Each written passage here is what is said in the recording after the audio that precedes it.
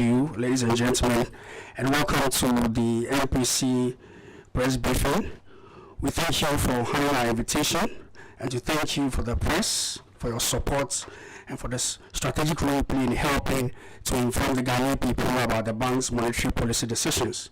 This morning's press briefing follows the meetings of the Monetary Policy Committee last week, and this morning the chairman of the committee will speak to us on the decisions of the committee. We will give the press an opportunity to ask questions at the end of his presentation. We are live on Facebook at the Bank of Ghana, on the Bank of Ghana website bog.gov.gh, and on YouTube, Bank of Ghana. It's time to listen to the chairman. I respectfully invite the chairman of Mpc and governor of Bank of Ghana, Dr. Addison, to deliver his statement. Okay, thank you very much, Sami Opoku, for that introduction. Good morning, ladies and gentlemen of the media, and welcome to the press briefing for the 115th Monetary Policy Committee meetings, which took place last week. This is actually the last monetary policy press event for 2023. The committee deliberated on global and domestic macroeconomic developments, including assessment of the performance of the economy and the risks to the outlook for inflation. A summary of the assessments and key considerations that inform the committee's decision on the positioning of the monetary policy rate follows. Global economic activity improved in the first half of the year, but continued weakness in the manufacturing sector and moderation in the services sector linger. These conditions, coupled with weakening consumer and business confidence, especially in advanced economies, have moderated the pace of recovery in global growth. In addition, the observed growth rebound in China in the third quarter has slowed down, reflecting deflation concerns and persistent contraction in the property market, and has weakened growth prospects. In view of these developments, the October 2023 IMF World Economic Outlook projects global growth at 3% in 2023 and 2.9% in 2024, down from 3.5% in 2022. For emerging market and developing economies, growth is projected to remain stable at 4% in both 2023 and 2024. Global headline inflation remains on a downward trajectory, largely supported by the decline in energy and food prices. However, the pace of disinflation has slowed down, underscored by still tight labor markets across advanced economies. Longer-term inflation expectations, however, remain anchored, reflecting the continued tightening policy stance of central banks and the recent trend declines in headline and core inflation. In the outlook, the gradual disinflation process should continue as the effects of tighter monetary policy passes through to core inflation. Global financing conditions remain tight, reflecting the tight monetary policy stance globally. Most central banks expect policy rates to remain high for longer to fully dampen inflation pressures. As a result, long-term bond yields remain high. Meanwhile, EMDEs have continued to face high borrowing costs amid high long-term bond yields and elevated sovereign spreads. At the same time, lending standards have tightened and loan demand has dropped in advanced economies. There are, however, emerging signs of recovery in the equity markets, supported by the expectation that central banks in advanced economies have reached the peak of their tightening cycle, while outflows from EMDEs have declined sharply. Economic activity domestically continued to recover beyond the first half of the year. After recording an average real GDP growth of 3.2% in the first half of the year, indications are that growth is still firming up. In the third quarter, the bank's high-frequency real sector indicators pointed to continued pickup in economic activity, although at a moderate pace. The updated composite index of economic activity contracted at a lower rate of 0.4% in September 2023, compared with a sharper contraction of 1.2% in the same period of last year. The main indicators that contributed to the relative improvement in the CIEA were industrial consumption of electricity, private sector contributions to social security, and tourist arrivals. The momentum in credit to the private sector, cement sales, and port activity, however, slowed down over the period. The bank's confidence surveys conducted in October 2023 reflected emerging positive sentiments about the economy. The Business Confidence Index improved as firms met their short-term targets and expressed optimism about business prospects, while Consumer Confidence Index remained generally unchanged and stable over the August survey. Also, Ghana's Purchasing Managers Index for October 2023 was at 50.5, unchanged from the previous month's level. Inflationary pressures continue to ease in line with the tighter monetary policy stance. In October 2023, headline inflation declined to 35.2%, further down from 38.1% in September and 40.1% in August 2023. These trends were supported by broad-based deceleration in prices of items in the consumer basket. The decline in October's inflation was driven by both food and non-food prices. Food inflation declined to 44.8% in October 2023 from 49.3% in September, while non-food inflation eased further to 27.7% from 29.3% over the same comparative period. Core inflation has also eased significantly, reinforcing the broad deceleration in prices. All core inflation measures monitored by the bank declined, with the bank's main core inflation measure, which excludes energy and utility, decelerating to 36.2% in October from 39% in September and 41% in August 2023. Similarly, inflation expectations of banks, consumers, and businesses all eased in October 2023. Fiscal policy implementation for the first half of the year has been in line with the performance criteria under the IMF ECF supported program. The targets on the primary fiscal balance on commitment basis, non-accumulation of external debt payment arrears, and newly collateralized debt by central government and public entities were all attained. Fiscal performance based on the narrow budget shows a deficit of 2.9% of GDP for the period January to October 2023 against a target of 5.1% of GDP. The pace of growth in monetary aggregates has significantly slowed, underpinned by tight liquidity management. Reserve money contracted by 2.6% on a year-on-year basis in October compared to an increase of 62% recorded for the same period in 2022.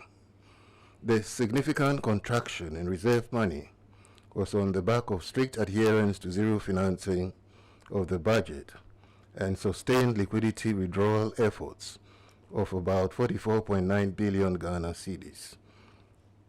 As a result of these, broad money supply growth declined to 20.4% in October 2023, relative to 45.2% in October 2022. Credit to the private sector contracted during the review period, banks continue to deploy their resources towards short-term investments as opposed to extension of credit in response to the increased risks associated with lending following deteriorating macroeconomic conditions and the impact of the domestic debt exchange program. Private sector credit contracted by 7.5% in October 2023 compared with 57.3% growth recorded in October 2022.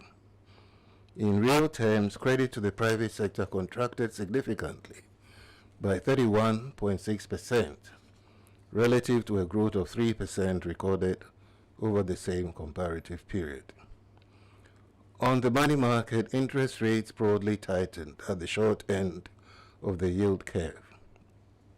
The 91-day and 182-day Treasury bill rates fell marginally to 29.4% and 31.37% respectively in October 2023, from 31.5% and 32.6% respectively in October 2022.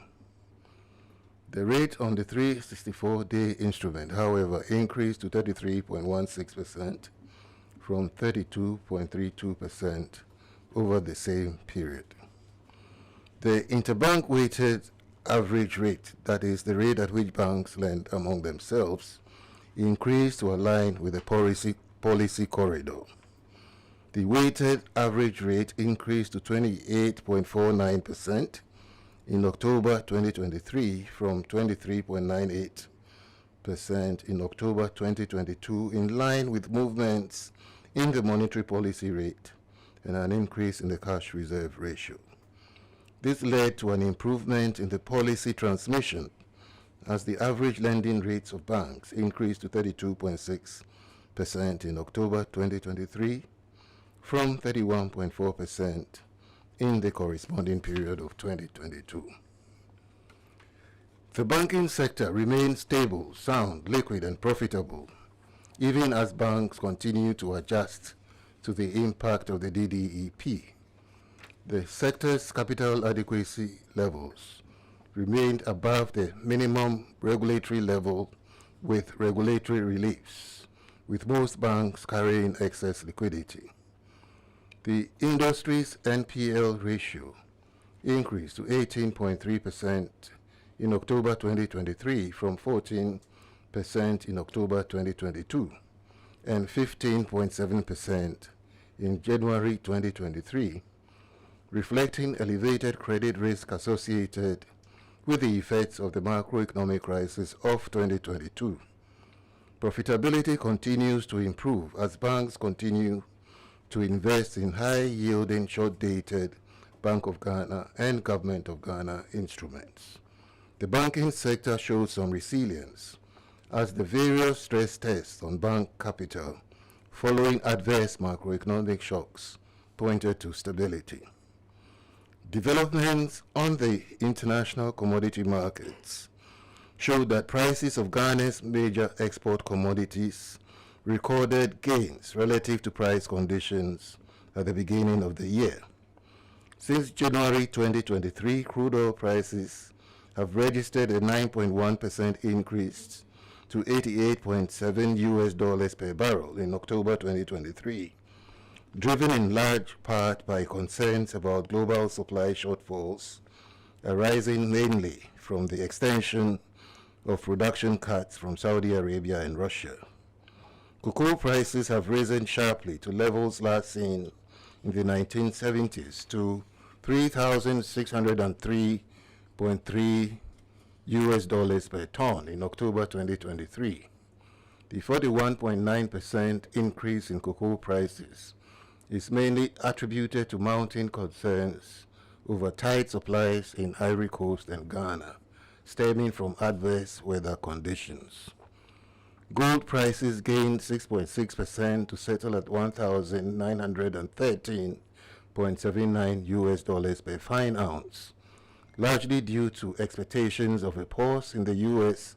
Federal Reserve rate hikes and demand for the commodity on account of its safe haven status amid heightening geopolitical tensions.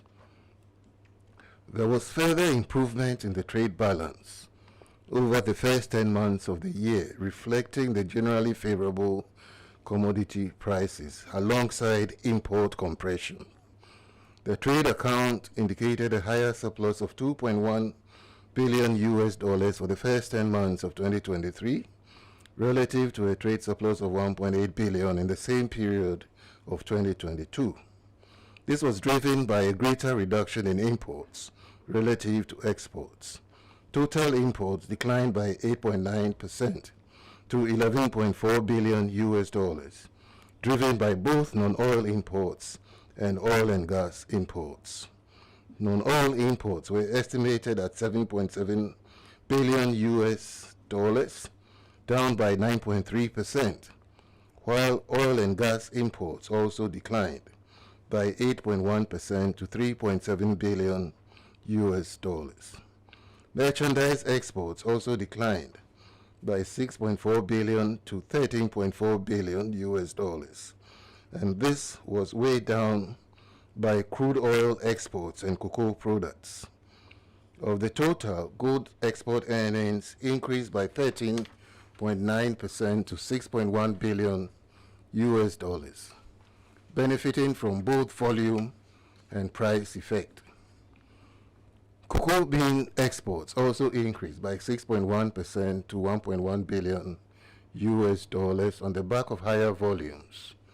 In contrast, crude oil exports decreased sharply by 33.5% to 3.1 billion US dollars, mainly driven by reduced volumes, while other exports, including non-traditional exports, decreased marginally by 1.1% to an estimated value of 2.6 billion US dollars.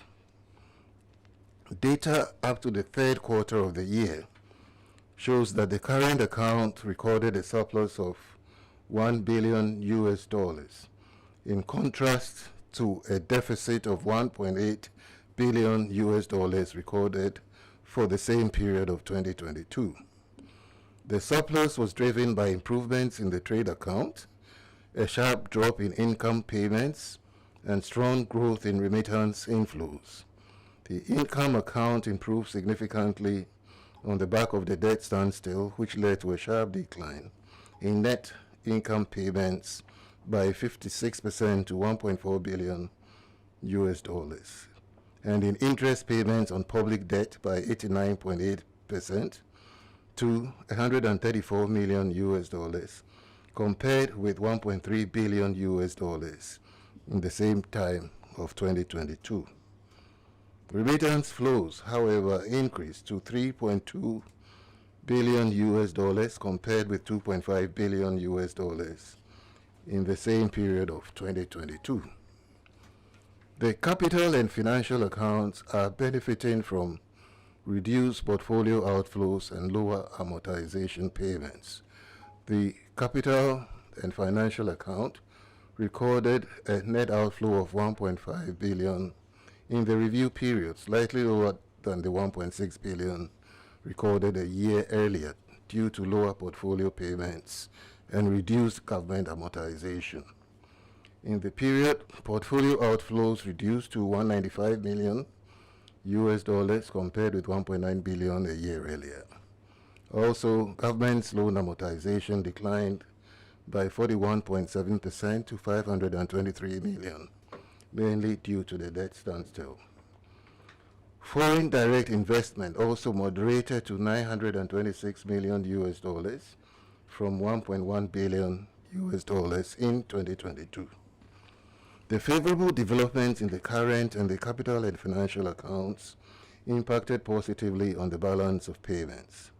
By the end of the third quarter, the trade surplus, current account surplus, lower capital outflows helped the overall balance of payments deficit to 617 million US dollars in the third quarter of 2023, from a deficit of 3.4 billion in the third quarter of 2022. Gross international reserves, excluding pledged assets and petroleum funds, reflected a build-up.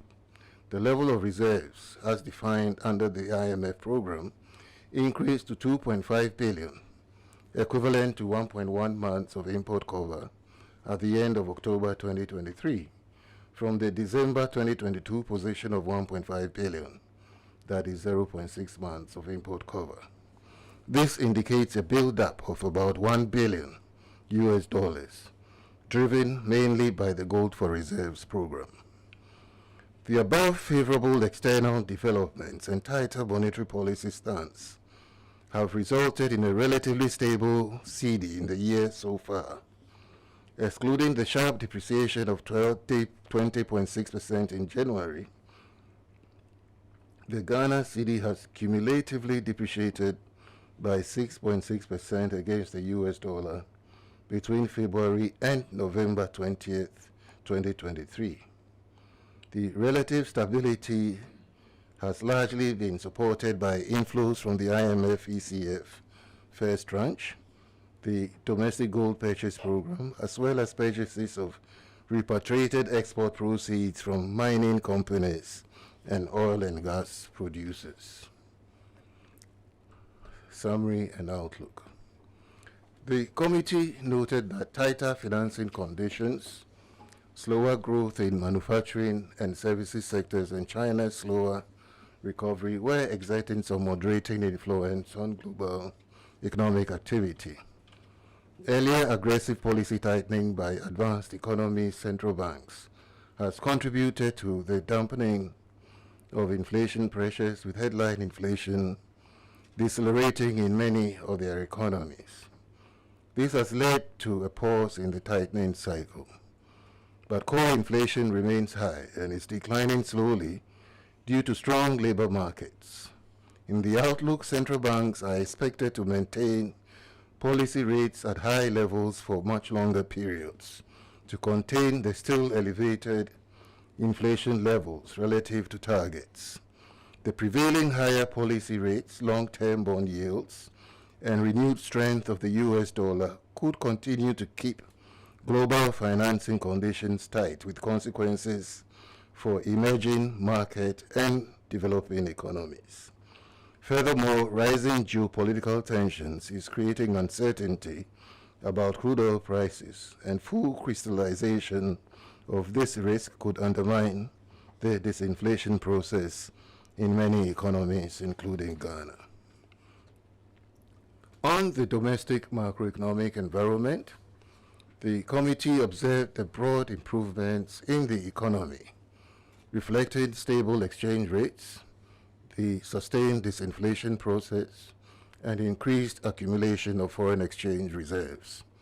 These developments reflect improvements in underlying policies, including fiscal consolidation, the zero financing of the budget by the central bank, and the relatively favorable external conditions.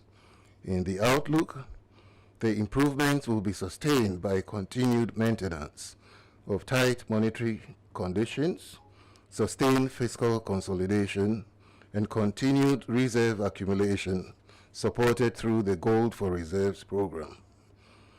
On growth, domestic economic activity continues to recover, evidenced by the steady improvement in the bank's high-frequency economic indicators. The CIEA is recovering from negative territory and is likely to turn positive by year-end, showing a more solid rebound in economic activities.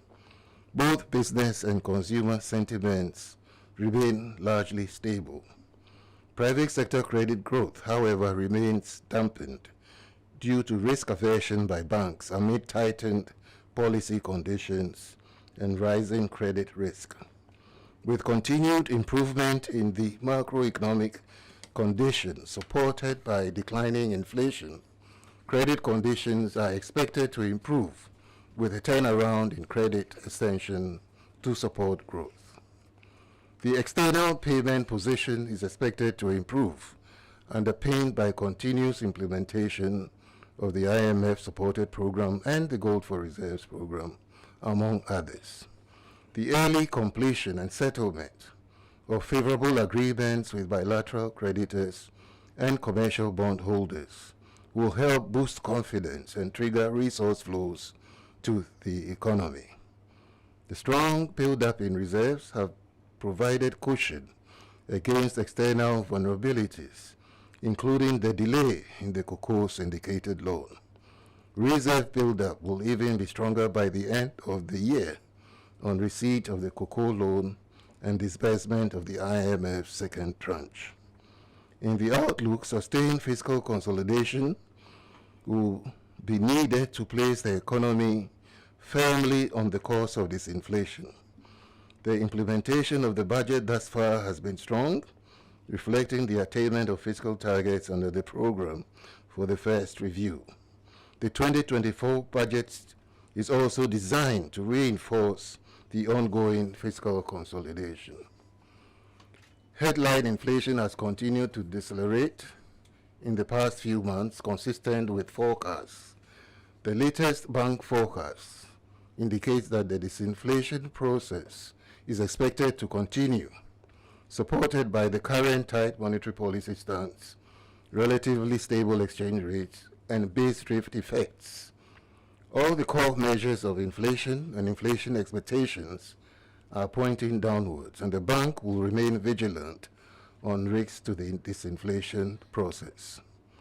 The committee noted that although inflation is decelerating, it remains high relative to target.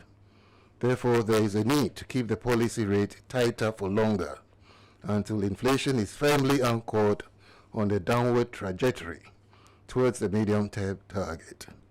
Given these considerations, the committee decided to maintain the monetary policy rate at 30%. Additional monetary policy measure. The committee also made the following changes. 1. Unify the currency holding for the cash reserve ratio requirement on foreign currency denominated deposits and domestic currency deposits for banks. The new unified cash reserve ratio for total deposits, both CD and foreign currency, are to be held in CDs, and this is being reset to 15%, effective 30th November 2023. This measure is to reinforce the bank's liquidity management operations to address excess structural liquidity conditions in the market and provide additional impetus to the disinflation process. The committee will continue to monitor developments in the banking sector and deploy other policy tools as and when required to support stability. Thank you. What plans has the Bank of Ghana put in place to restore its capital?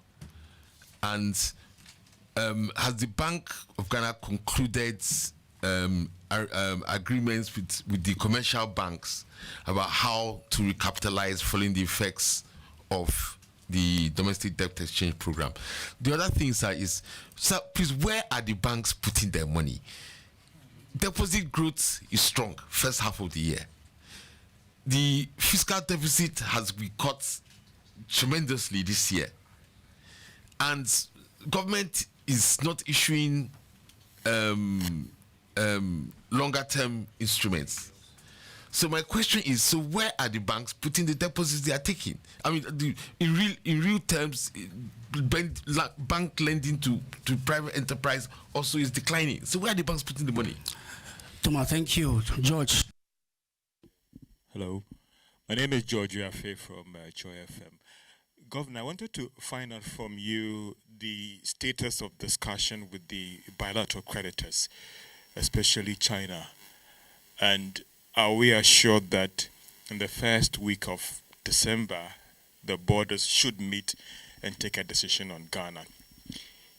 If this disbursement that you said in your release about that one and the cocoa syndication doesn't come, what is the plan B to shore up the reserves and ensure that we don't face any headwinds going forward? And for you also, at the Bank of Ghana Monetary Policy Committee, the governor, are you worried about this cyclical thing where we sometimes have to get to the edge and we have to wait for an IMF inflow, a Eurobond to come in to help save the city in terms of further depreciation?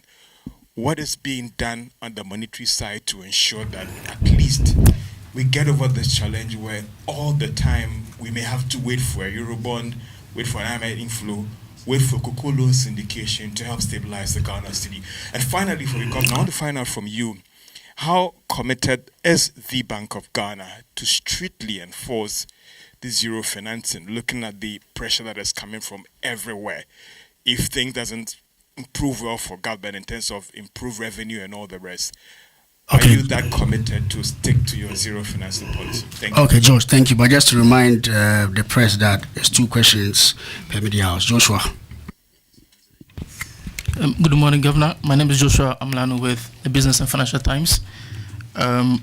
So in your statement, you did mention a recovery, an expectation for a recovery in the private sector credit, as well as a recovery in the CIEA.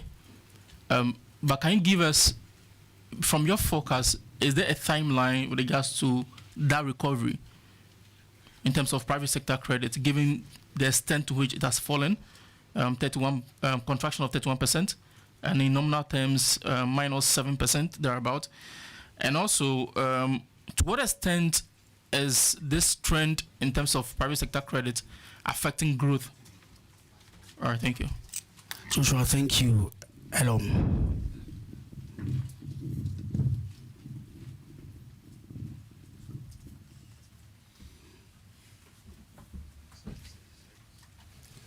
Good morning. My name is Elom from I Write for Economic Times newspaper.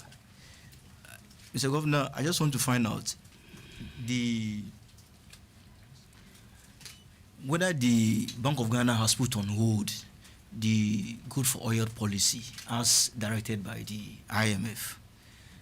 My second question is, now that the expected forest inflows, the cocoa syndicated loan and the second tranche of the IMF money is delayed, what option are we looking at to shore up our reserves? And my third question is, how many banks have applied so far for the liquidity assistance support? And you talked about the currency, unified currency. If you can explain to us. Thank you. Thank you very much. 2 questions per media house. Mr. Governor, we are ready for your questions. Thank you. We're ready for your feedback. Thank you very much. Each person was asking almost 3 questions per journalist. But, well, since you're here, I think that you have to take advantage to get answers to all your issues. So the first question from Thomas on Bank of Ghana's plans to put into place measures to restore its capital. I think that's a very important question. If you would recollect, the principal factors that led to the negative equity position of the bank was the domestic debt exchange and the losses from impairments to holdings of government instruments, as well as some of the credit that had been extended to Cocoa Board. So if you add those 2 alone, you're looking at 54.5 billion or so of impairment. So that's where the problem came from. And obviously, this has to be, done in consultation with the government and the Ministry of Finance. And the only way in which you can deal with negative equity position of that magnitude has to be dealt with through the budget, through the issue of recapitalization bonds. So this is an area that we will be looking at closely with the Ministry of Finance and come up with a plan to restore the capital of the central bank. Your second question on the discussions with the banks on their recapitalization plans. As you know, all 23 banks have submitted recapitalization plans. The Banking Supervision Department and ourselves, we have reviewed all of these plans, and we find them credible, and we are quite hopeful that within the next 2 years, most of the banks would have fully recapitalized and be able to meet the capital adequacy thresholds without reliefs. Right now, they are meeting those thresholds with the regulatory reliefs. But in the next 2 years, we expect that if they implement the plans which have been approved, they will be able to meet the capital adequacy ratios without relief. Then you ask a very important and interesting question. Where are the banks putting the money? Deposits are growing. They are not lending as much to government. And they are not lending to the private sector as well. So where do you think the money is?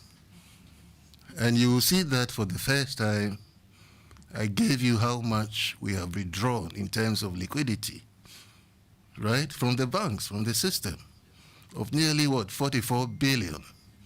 So the money is with me. The money is with us. We have had to withdraw all of that liquidity using our open market operations. And this is the reason why we have had to raise the reserve requirements.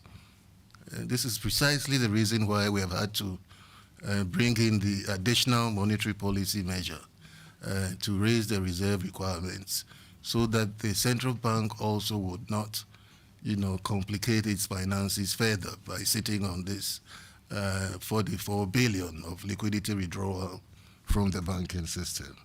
That we will come to discuss this issue of lending to the private sector later on. I think somebody asked a question on that. So let me move on to George Uyafi on the status of discussion of bilateral creditors. Ideally, this question should be responded to by the Ministry of Finance because they are in daily contact with the official creditor committee. But I can tell you that from the last briefing that I had, things were moving relatively well. Over the weekend, we all saw the news of Zambia and what had occurred regarding the restructuring process in Zambia because the creditors cannot agree on who takes a bigger haircut. This is really, should it be the bilateral creditors or the bondholders? And unfortunately, this has occurred in the case of Zambia. We are hoping that that will not happen with the discussions on Ghana so we can have an early conclusion of the discussions. And then your next question was on the dependence on these external support to run the economy. This is really, we are a developing country and a small open economy. So you would continue to depend on external flows until we have developed our balance of payments to the extent that we have so much reserves, right? That's the end of the day. That's what it is. If you are able to build surpluses on your capital account as well through foreign direct investments, more durable forms of investment, which in addition to the current account surplus that we are seeing, then the issue of cyclicality that you've raised would not matter.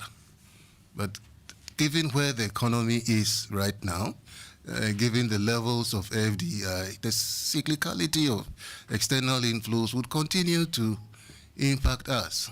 Our job here in the central bank is to manage the impact of these cycles on the exchange rate.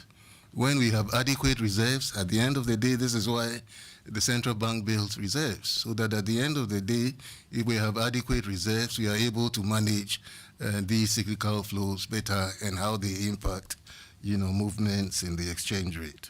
So yes, I think you're asking a genuine question. It's a longer term development question.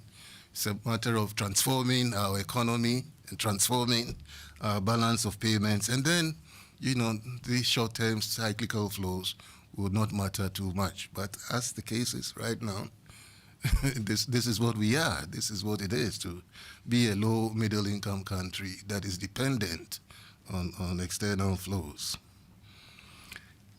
Your third question, committed to zero financing.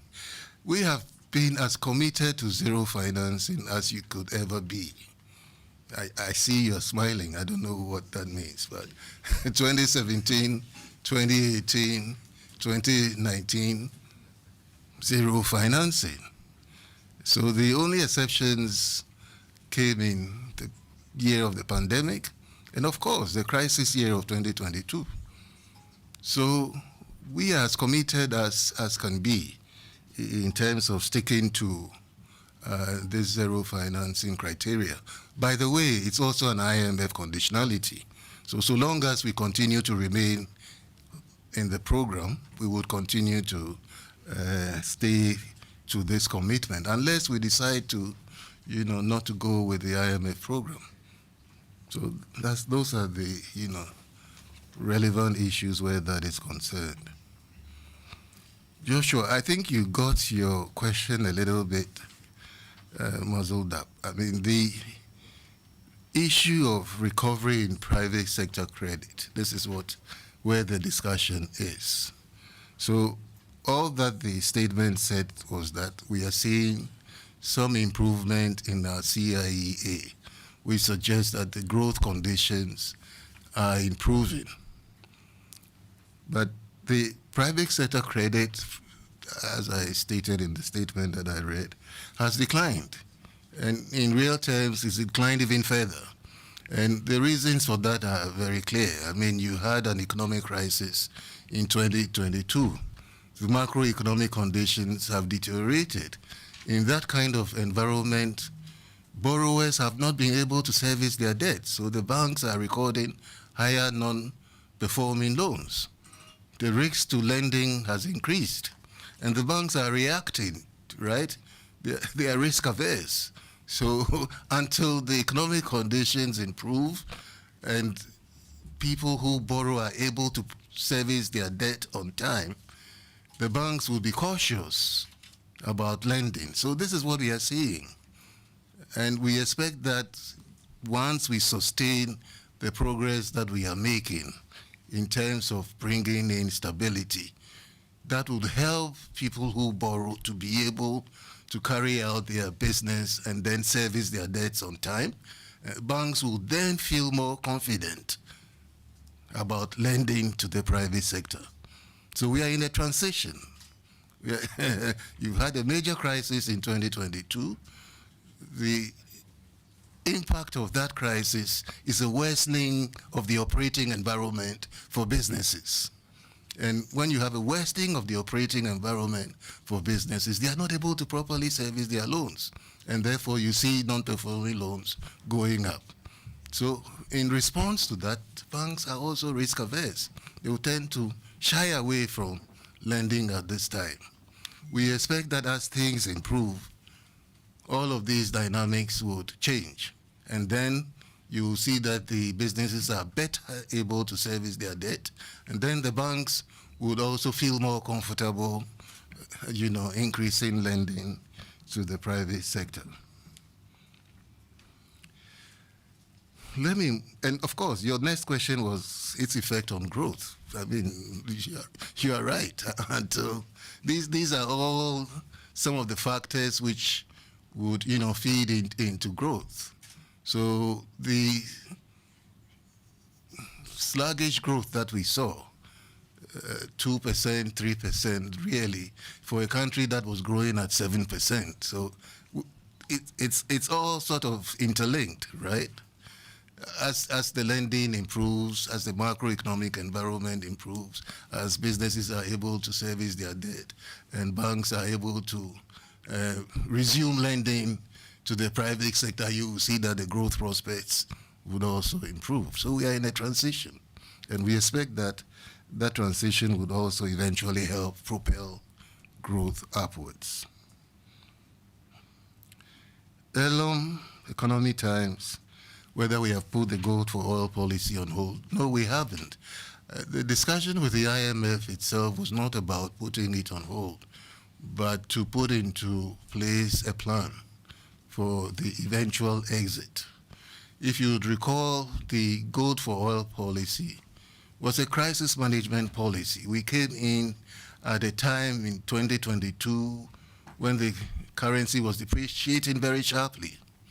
And then, prices at the pump became unbearable, for most people. So this is where the government had to intervene to try to arrange with, counterparts in the Emirates area to arrange for boats to get oil from them. And then we had to also use part of our Gold for Reserves program to more or less, it started initially as a barter arrangement. Later on, we were selling our gold for, US dollar proceeds and exchanging that for the oil. So it helped in trying to stabilize the speculation in the foreign exchange market, so that all of those BDCs that were chasing foreign exchange all over the place were, in a sense, taken out, and therefore the impact on the exchange rate muted a bit. And then also on the oil side, I think we got better prices for oil supplied to Bost. And eventually the pump prices came down. The minister delineated all of this in the budget speech. I think the pump prices went as high as 15, 17 cedis per liter, and now they came down to 12. So that was really the major impact of that program. So as things normalize, right, as the economy normalizes, the rationale for these interventions may not be as strong as they were when we were in the middle of a crisis. And this is why the fund acknowledges that it was a good intervention, but as the economy normalizes, exchange rate stabilizes, and the markets are functioning properly, there probably be a need for us to get out of that operation. Your next question was on the external inflows outlook. We've just discussed that regarding the question that George asked on the cyclicality of the flows. And we expect the cocoa syndicated loan to come in before the end of the year. I have talked to Cocoa Board, and they are very hopeful that the loan will be disbursed sooner rather than later. And then we also expect the IMF board to take place before the end of the year. And that should also trigger, another disbursement of foreign exchange.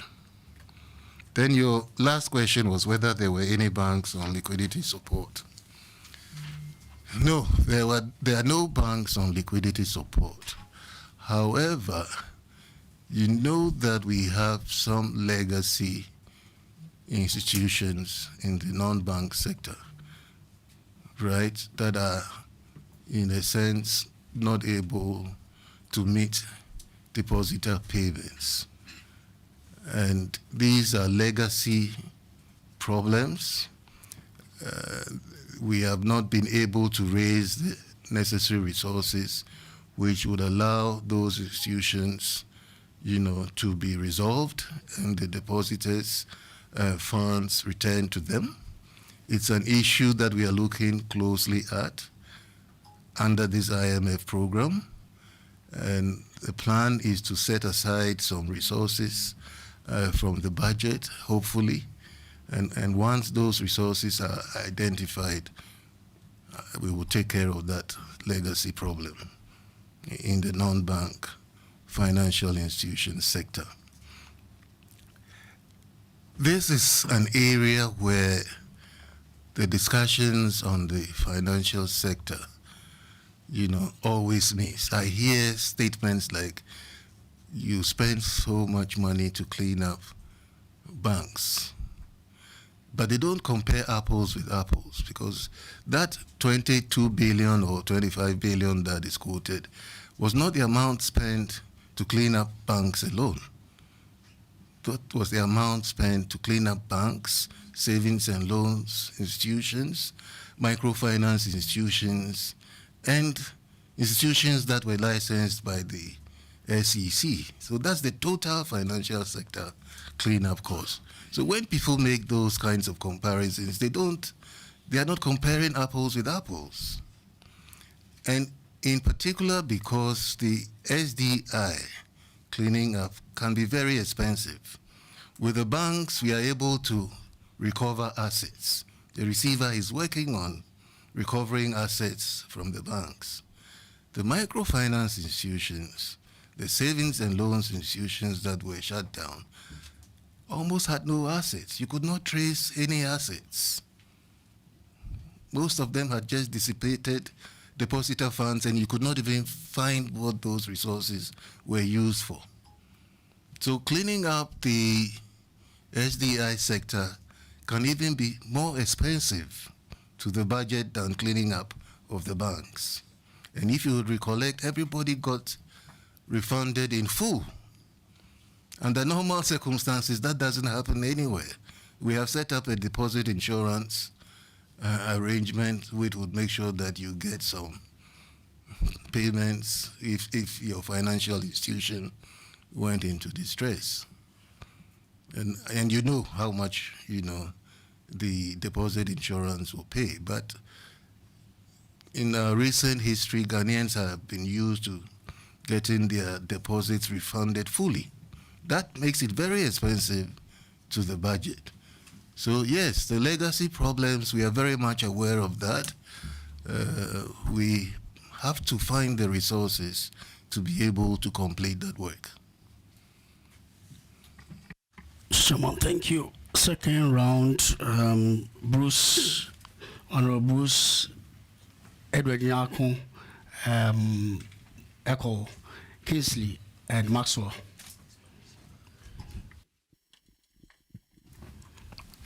Okay. My name is Edward Nyako, Ghana Television. Mr. Governor, the Ghana Financial Stability Fund, we're told about $750 million will be put out there. What is the status now? Also, the Tripartite Committee announced 23% base pay rise for public sector workers and going up by 25% for the middle of 2024 to December 2024. Did it come up during discussion? How is it going to play out in inflationary pressures in the country? And what is the debt status at the moment? And how will this play out the ratings by ratings agencies across the world? Thank you. Okay, thank you, Bruce. Okay, Emmanuel Bruce from Graphic. I want to find out what has happened to plans to list the ADB shares held by the Bank of Ghana back on the stock exchange, because after the BOG annulled the transaction of the foreign institutional investors, were told the BOG will put those shares back on the stock market, but then that is yet to happen. So I want to find out when would that happen, considering that the continuous holding of these shares makes the BOG a player and a regulator at the same time. Okay, Bruce, thank you. Mr. Kingsley. Kingsley, Ghanaian Times. I want to find out from the governor his thoughts on the developments in Zambia. What impact is it going to have on Ghana's process? Is there going to be any? If you can share his thoughts on that.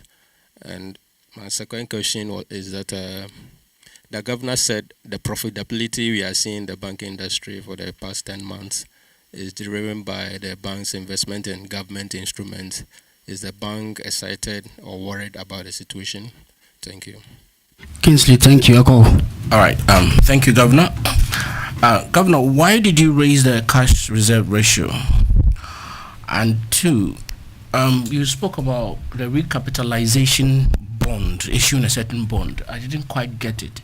Is it the central bank that's going to raise the bond, and for what? Or is it the banks that are going to raise that bond, and how much it's involved in that bond? Maybe finally, you spoke about the fact that we are also in a certain transitional period. I grant that.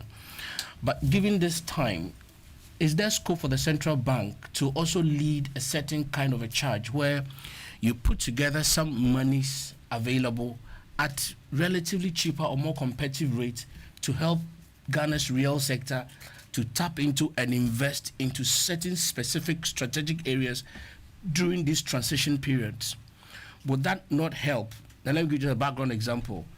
On the back of our lending to government, which had this negative ramification on your position, grant that if you had lent that same money to certain critical sectors, maybe that money would have become more profitable. You wouldn't have been lambasted as you suffered from many people for that money you gave to government. Thank you. Well, thank you, Mr. Adumbila. Okay, Maxwell Adumbila, Reuters. Governor, the cocoa loan, 8%, is the central bank concerned about the rate, given what has happened in the past, what the rate has been in the past? Two, you talked about your hope that the bilateral creditors will reach an agreement early. When to the central bank, with respect to what you know, with respect to foreign the exchange rate, what is early and when will be late for the central bank? And then on the issue of the unification, if you could, in answering Eko's question, if you can comment on what it means to convert the forex into cedis as far as exchange rate pressures are concerned. Okay, Mr. Mdora, thank you. Mr. Chairman, we're ready for your response. Thank you.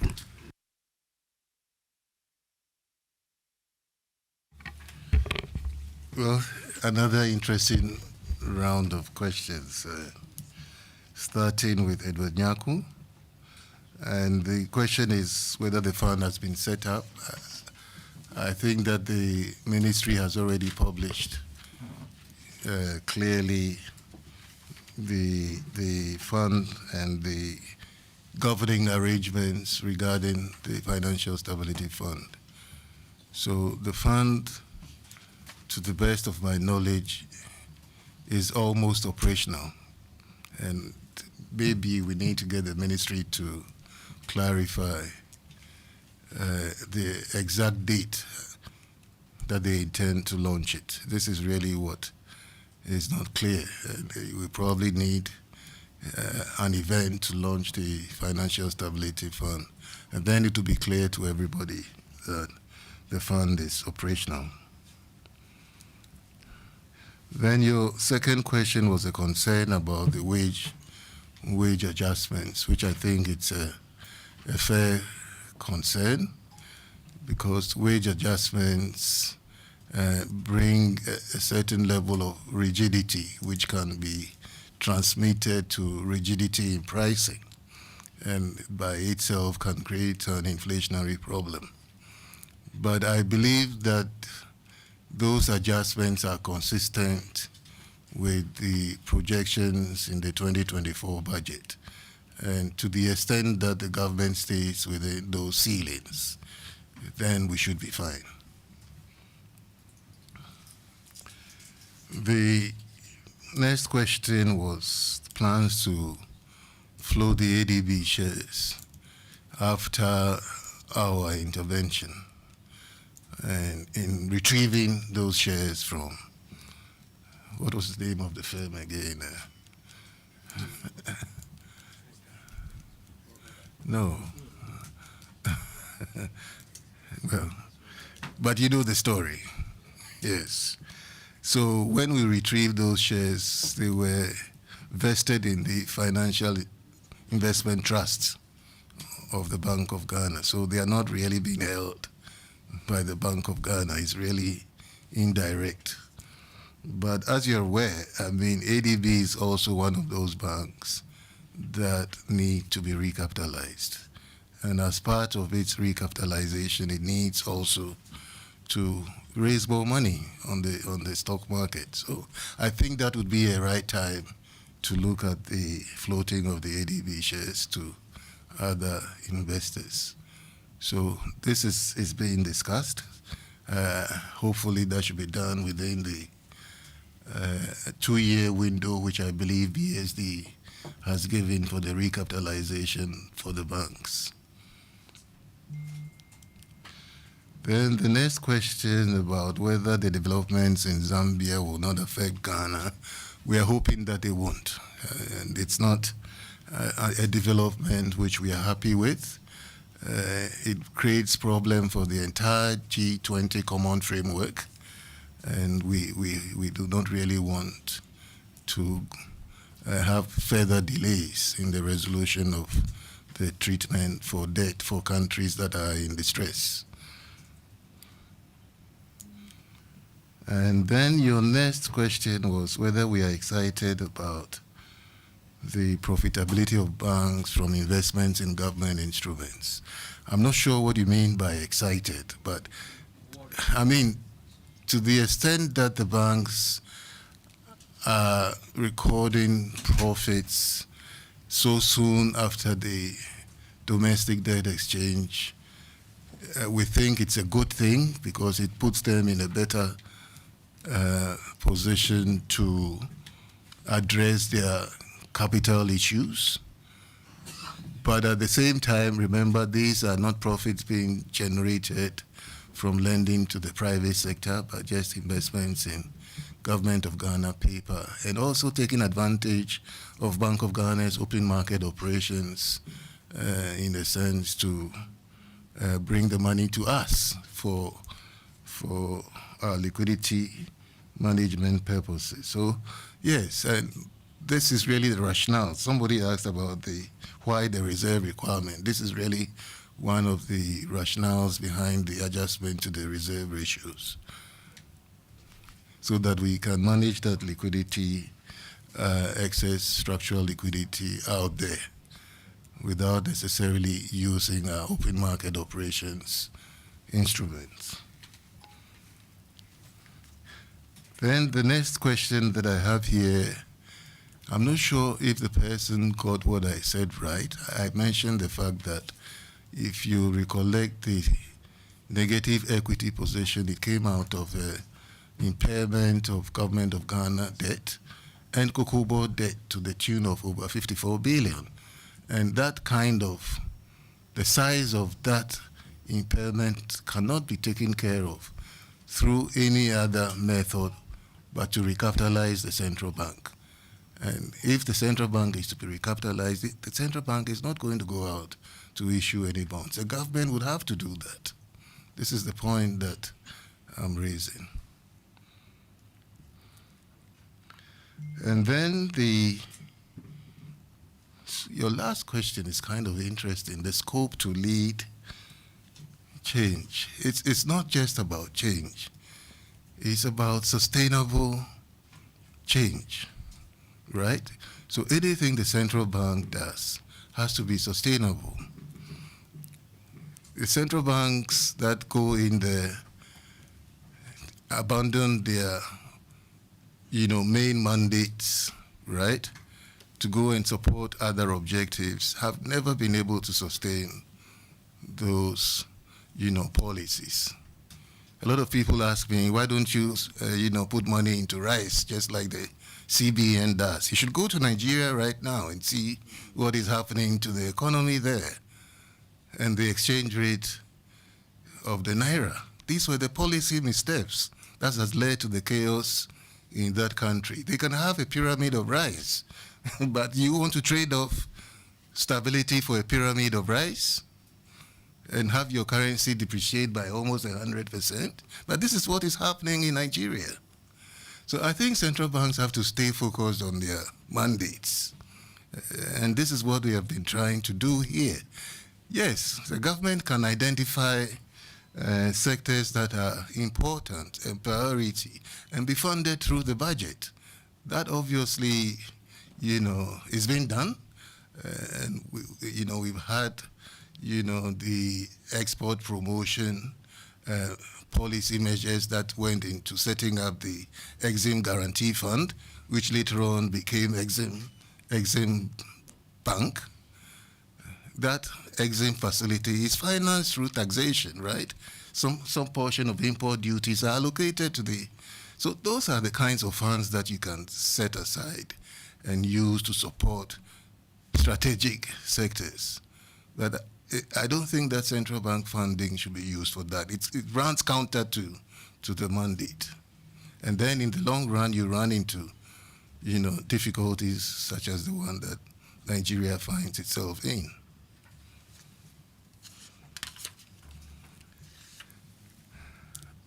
Then the question on cocoa loan, the 8%, whether obviously if Cocoa Board had been able to attract a lower interest, we would all have been happy about that. But under the circumstances, when we have just gone through a debt restructuring and the country's creditworthiness is where it is, it's not surprising that the rate on the syndicated facility is where it is. Having said that, the decision to start borrowing from abroad to finance cocoa purchases was taken, I believe, in 1996 or so, because domestic interest rates were very high. And therefore, if you compared the foreign interest rates relative to the stability of the currency at that time, it made sense to borrow externally to purchase cocoa. What we have been trying to do is to bring interest rates down, bring inflation down domestically, and then, it will make sense to start financing cocoa from domestic sources. Unfortunately, in 2022, almost all the effort to bring interest rates down to single digit and inflation to single digit was reversed. But this should be the plan, that over the medium-term horizon, should inflation come under control, closer to our single-digit target, domestic lending rates get into the single-digit range, it will make sense to, finance cocoa purchases locally using domestic resources. Then the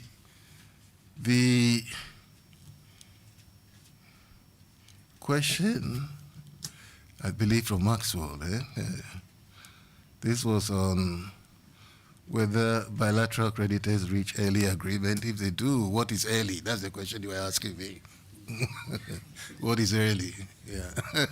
Well, one of the points we've made during this press conference is that we have been very innovative this year through the Gold for Reserves and Gold for Oil program. We have been able to buy how many tons of gold? Additional 35 tons of gold, more than $1 billion, really. And therefore, in a sense, we've been able to bring more stability to the system and not just depended on IMF resource flows. So yes, if the bilateral creditors reach agreement early, before the end of this year or first quarter of next year, we will all be happy.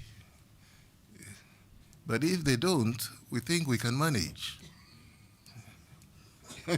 That's all that I'm saying.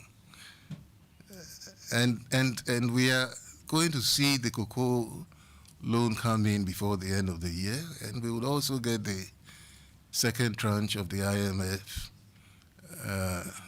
disbursement before the end of the year. So we should be able to manage, at least over the next 6 months. Then let me look at the last issue which I have here. I hope it's the last question. It's on the unification of the reserves. I'm not sure what the question is. What does it mean? Is that the question? Because we currently have in place a system where the banks meet their foreign currency reserve requirements in foreign currency and the foreign currency reserve requirements on the domestic CD deposits in CDs.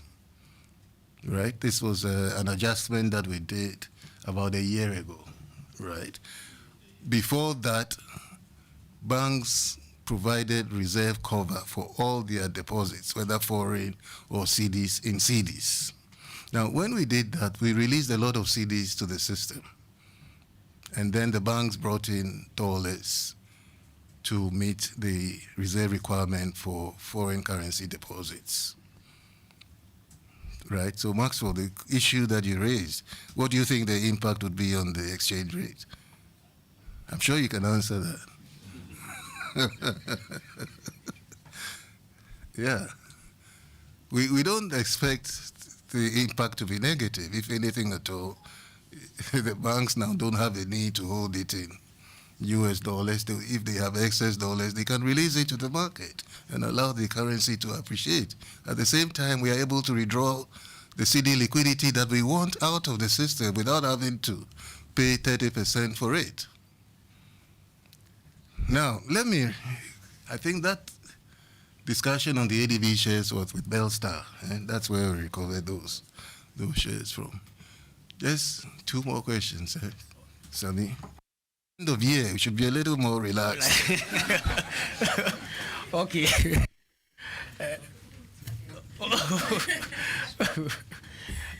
Governor wants to celebrate the Christmas early enough. Merry Christmas in advance.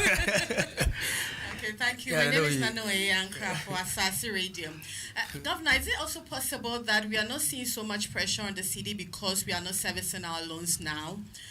And my second question is that should we expect operationalization of the ECD in 2024? We're hoping that we're going to see that this year, but we didn't see. So should we expect it to be active next year? And then my last one is we're seeing a downward trend in the GDP, our debt to GDP ratio from 68 to 66 now, which is good. But how is it going to play out on the ratings? Thank you.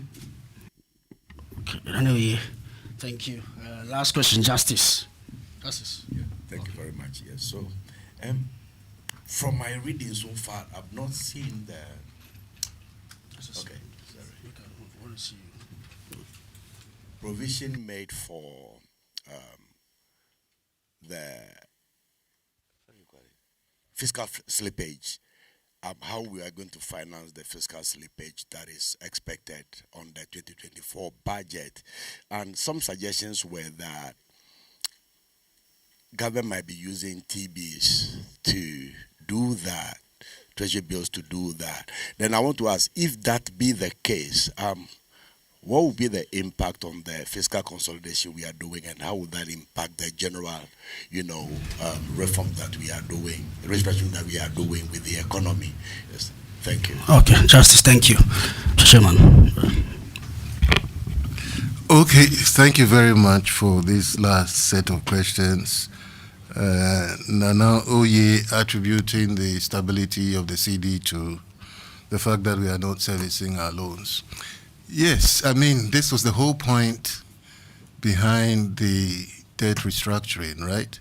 We reached the point where the interest payments on debt service alone, the outflows from there, we're using over $3 billion a year just to service debt. So by taking that out of the system, that reduces the pressure of foreign exchange outflow on the economy. So yes, that has contributed significantly also to the stability of the currency.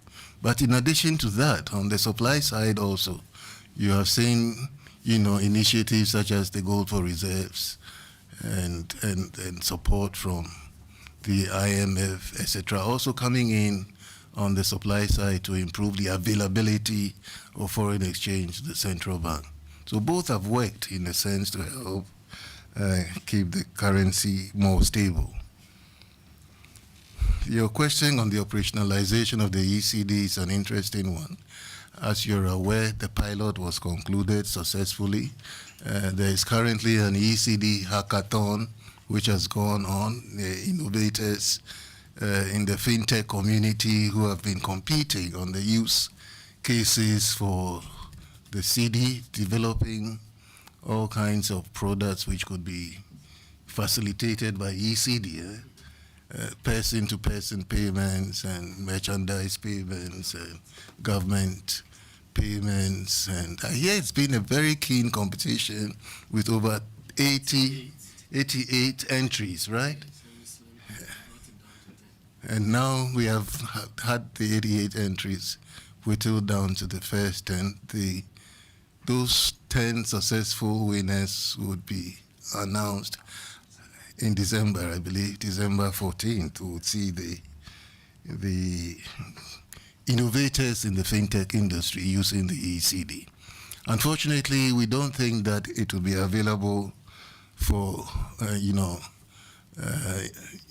payments in 2024 because we really need to focus on stabilizing the economy and bringing in the ECD at a time when the economy is very stable. Otherwise, we would really defeat the whole purpose of the exercise. But in the interim, we are looking at the use cases and in a sense, providing a stronger rationale for the digitization of the Ghanaian currency. And then the downward trend in the debt to GDP ratio obviously is a good thing. It means that our debt is becoming more sustainable. It's in line with the debt sustainability projections over the next 5 years or so. And all of that should help improve, the creditworthiness of the country, hopefully, to allow us to be able to regain, some stronger ratings by those rating agencies. The last question from Justice, which I think is an interesting one, whether there is any provision for fiscal slippages. I don't think that we should expect fiscal slippages, but as you put it, if it means you're talking about government requiring more financing than planned, and if that more financing than planned is to be met through the issuance of treasury bills, it only means that our debt to GDP ratio, which we are bringing down, probably will not go down as fast as, as envisaged, and therefore negate some of the benefits of the work that has been done, since last year. So that's where it should end. So I don't see that as really something that should necessarily translate into inflation and instability of the currency and all of that. But definitely the first impact will be on the debt, reduction agenda. And that's why we would hope that there will be no slippages that would lead to additional borrowing to negate the impact of the debt restructuring exercise. Thank you. Chairman, thank you. Big round of applause, Mr. Chairman. Press, thank you very much. Thanks for coming.